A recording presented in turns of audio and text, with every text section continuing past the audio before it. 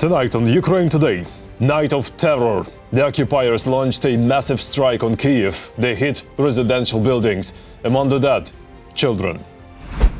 Ukraine strikes back. The General Staff officially confirmed attacks on a number of key facilities inside Russia.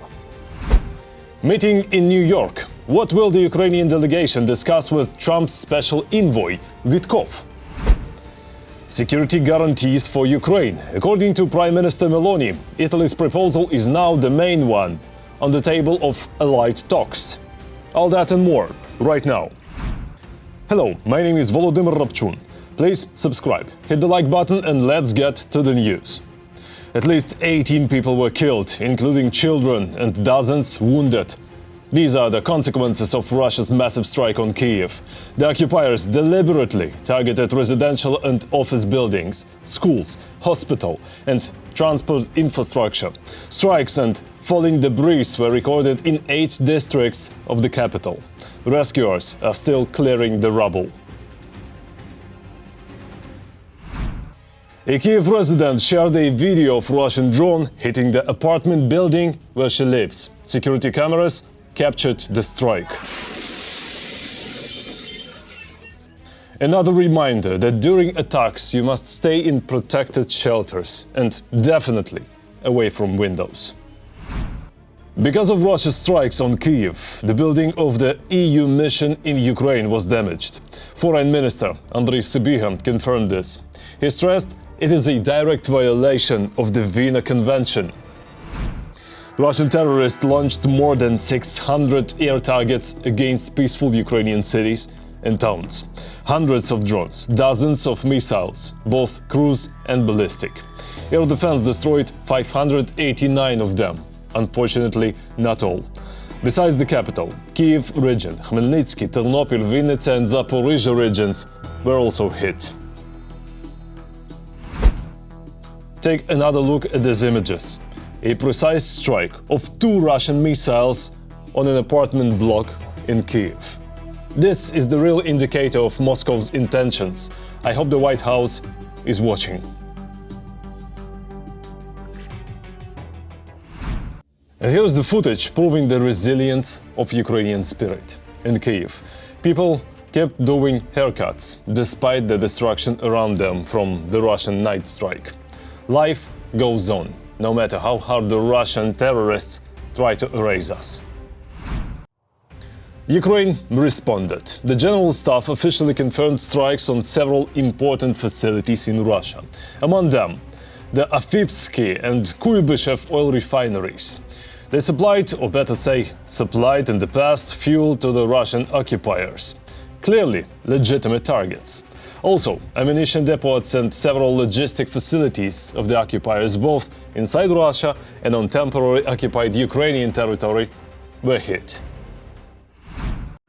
Special forces of Ukraine's military intelligence struck a Russian missile ship in the Azov Sea, a carrier of Caliber missiles. Its radar system was damaged and the ship had to flee its combat zone. In the past 24 hours, Russia lost at least 880 soldiers killed and wounded.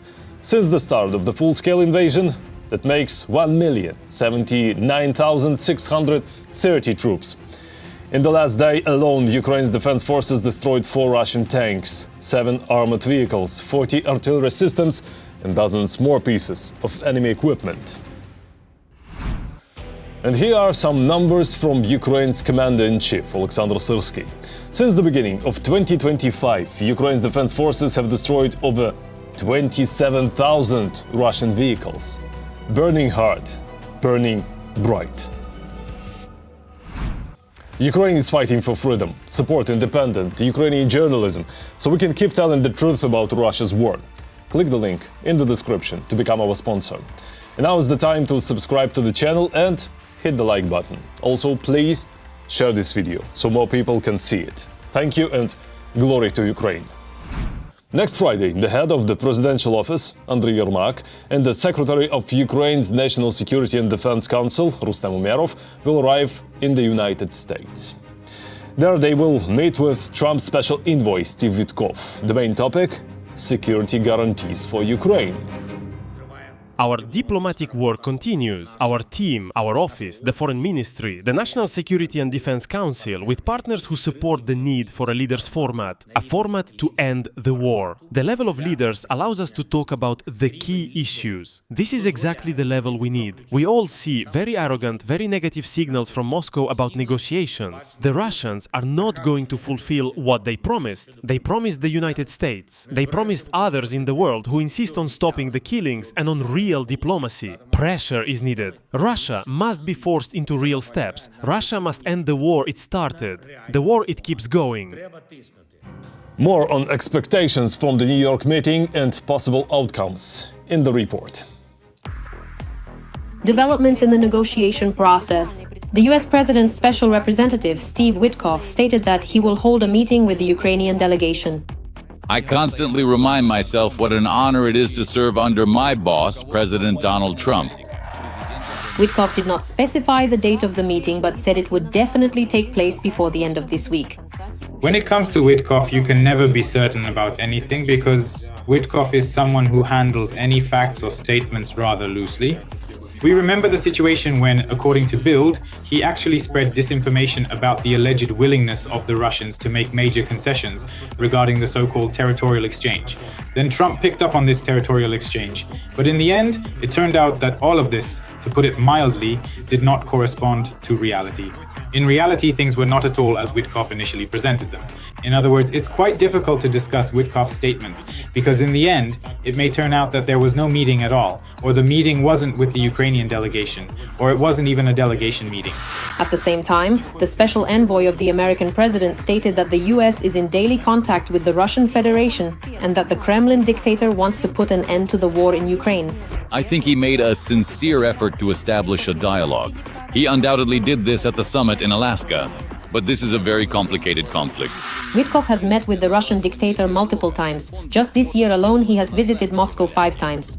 The fact that Witkoff is rather positively disposed toward Russia and Putin, I think, is not really anything new to anyone. That is, Witkoff has always spoken quite freely in his statements, always saying that the Russians are inclined toward peace. Although in reality, the opposite was clearly true.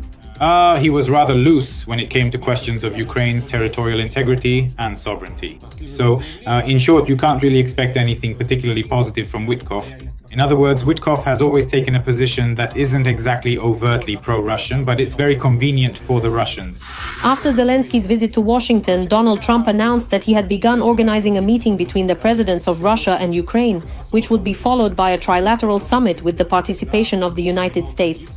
On August 20th, Russian Foreign Minister Sergei Lavrov stated that in his conversation with Trump, Putin merely reaffirmed his willingness to continue direct Russian-Ukrainian negotiations like those that took place in Istanbul, as well as to raise the level of the delegations at these talks. For several days in a row, Lavrov also made statements from which it can be concluded that a meeting between Zelensky and Putin is unlikely to happen in the near future. The official Russian position, as voiced by Lavrov, is strikingly different from the position presented by representatives of the United States following their negotiations with Putin. This raises a question: is this some kind of mutual misunderstanding? Putin is, figuratively speaking, pulling the wool over the Americans' eyes. In reality, he has no intention of following through on anything he tells them during personal meetings. Or are Lavrov's statements simply a diversionary tactic? For now, we can't say, but the fact that there is a striking difference between Lavrov's statements and what the Americans say about the Russian position, is this a fact, some kind of game, mutual misunderstanding, or just Trump's desire to present wishful thinking as reality? We don't know. Most experts believe that Putin went to Alaska to meet with Trump solely to delay secondary sanctions. Upon returning to Moscow, Putin forgot about the promises he made to the head of the White House. On August 26th, the US president warned of the risk of an economic war if he could not force Putin to end the conflict. So far, Trump hasn't gone beyond just talking about it. I think everyone understands this perfectly well, and Putin understands it first and foremost. In other words, none of this is an argument for Putin, simply because Trump is always talking about something, but never actually follows through on his words when it comes to Putin. That is, there have never been any sanctions or any other actions taken so far. From this, I think Putin can draw an obvious conclusion. Trump is simply making empty threats that don't mean anything. And empty threats can't influence anything. Therefore, since Trump is clearly not ready to carry out his threats against Putin, they simply won't have any effect. Previously, Trump repeatedly threatened Moscow with sanctions and other consequences, as well as countries that buy Russian oil, thereby helping to finance Russia's military actions. Every voice matters. Join our community, support independent journalism and help us bring you the truth from Ukraine. Become a member of Ukraine Today. Join us now. By the way, the vast majority of Americans support sanctions against Russia's trade partners. Reuters reports that 76% of Republicans and 58% of Democrats believe stronger economic pressure is the right way to stop the war. Meanwhile, it became known who will officially represent Ukraine in the United States. The new ambassador is Olga Stefanishyna. She previously served as Deputy Prime Minister for European and Euro-Atlantic integration and also as Minister of Justice. All formal procedures are complete. Today I signed a decree appointing the ambassador and setting the key tasks for revitalization of the work of our embassy. And the main goal is to fully implement all the agreements with Washington, our agreements with President Trump, especially in the defense sphere. Much of the long-term security guarantees for Ukraine depends on our relations with America. On the table now are two Ukrainian proposals. These are strong proposals. One is a deal on weapons for Ukraine, the other is a deal on modern drones for the United States. And we count on fast progress in our relations.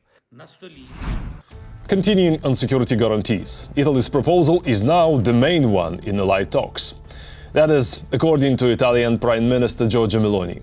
She said the proposal is based on a mechanism inspired by NATO's Article 5, collective defense. The United States is ready to provide strategic assets to European peacekeepers in Ukraine. What exactly does this mean? Details in the report. The United States of America will make its strategic contribution to security guarantees for Ukraine. This was reported to the Financial Times by high-ranking European officials. Financial Times. The US has promised Europe support for peacekeepers in Ukraine with air support and intelligence. It is reported that Washington is ready to support the presence of European allies in Ukraine with intelligence information and by protecting Ukrainian airspace. Europe is planning to provide Ukraine with significant security guarantees, and they have to do it because they are right there. We will be involved as a backup resource. We are going to help them. It is very important that the United States has realized that without guarantees, Ukraine will not agree to implement not just some of Putin's wishes, but won't even sit down at the table to discuss them. Because, to completely give up the entire Donetsk region, even those significant cities that are currently not occupied, what exactly would be the purpose of that? The willingness of the US to contribute is a very important signal for Europe. Over the past few months, leaders of European countries have declared their readiness to participate in a peacekeeping mission on the ground and in the air, with the caveat that support from Washington is essential. Europe must play its part, and I am ready to consider the possibility of deploying British forces on the ground alongside others. But there must be US support because the security guarantee from the US is the only way to effectively deter Russia from attacking Ukraine again. At this point, the discussion is about the White House providing assistance with logistics, command and control of troops, intelligence and surveillance, all the areas in which the potential European contingent is most dependent on the US. In fact, what is being discussed is that the United States has given the green light to European countries for a possible peacekeeping operation scenario on the territory of Ukraine. And let me remind you, more than 10 countries have declared their readiness to provide troops from their own armies to carry out a peacekeeping operation on Ukrainian territory. It is also reported that there will be support with military equipment, particularly air defense systems, which will provide cover for European forces in Ukraine. The military component will be accompanied by the United States of America. In other words, the United States will take on the task of assembling the mission. Of course, at the expense of the Europeans, but that's already significant, because the mission has to be assembled from somewhere. Where else can you get it? If Europe doesn't have enough of its own military production, in order to do this as quickly as possible and implement those very security guarantees, the United States is in fact the only viable country. In addition, after the end of hostilities, Washington will provide its own aircraft and ground-based radars, which will help ensure an air shield over Ukraine.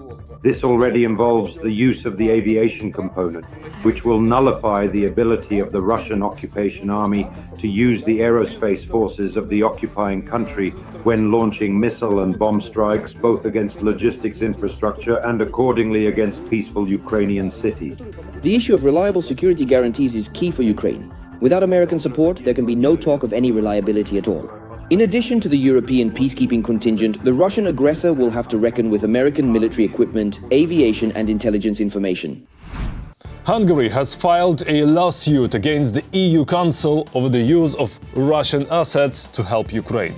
Budapest demands that the decision be cancelled. Hungary's Prime Minister Viktor Orban is a strong supporter of Putin, so personally, I'm not surprised by such steps of his government. Are you? Share your thoughts in the comments. A horrific terror attack in Minneapolis. An armed man opened fire on children in a Catholic school. 2 children, 8 and 10 years old, were killed and 17 people injured, 14 of them children. The attacker is Robin Westman, a transgender anti-Semite. According to Fox News, his weapon, which he reportedly showed off before the attack, was covered with inscriptions in Russian. My condolences to the families and loved ones of the murdered children. Finally, on how dictatorships use people as live currency. Belarusian ruler Lukashenko offered US President Trump a deal. He releases political prisoners and the US softens sanctions. Right now, Lukashenko's regime is holding more than 1,000 hostages, people he sees as political threats. More in the report. Prisoners in exchange for lifting sanctions, a kind of political barter from Lukashenko. As I promised you, a virtually new generation has been brought to power. Well, I was a little late, but bear with me. There have to be some experienced people. The essence of the proposal is simple. The self-proclaimed president of Belarus offered to release political prisoners in exchange for easing American sanctions. I think it depends on which sanctions we're talking about. Some might be eased, but of course some will definitely remain. That's for sure. Lukashenko remains a dictator, and accordingly, no one is planning to lift all the sanctions against him. But the fact that such bargaining could happen is very likely. Let me remind you that it was actually Trump who called Lukashenko on his way to Alaska. According to media reports, the decision could affect the majority of the approximately 1,300 political prisoners. But the question arises, why are we talking about the majority and not all of them?